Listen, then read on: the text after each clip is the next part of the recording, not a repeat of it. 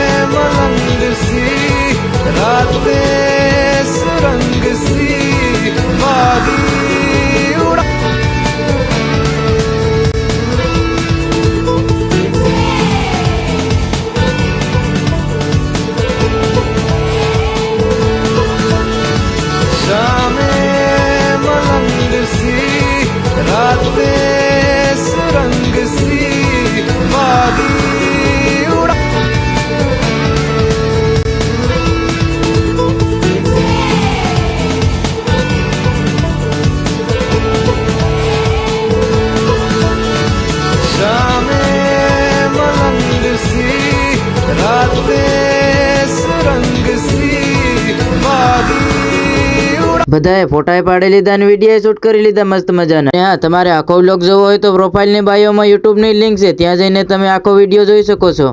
પણ હા, વિડીયો જોવા જાવ તો ચેનલને સબસ્ક્રાઇબ જરૂરથી કરી લેજો. અને હવે અમે જઈએ છીએ ઘરે અને હવે મળીશું ફરી એક નવા વ્લોગમાં. ત્યાં સુધી બધાને રામ રામ.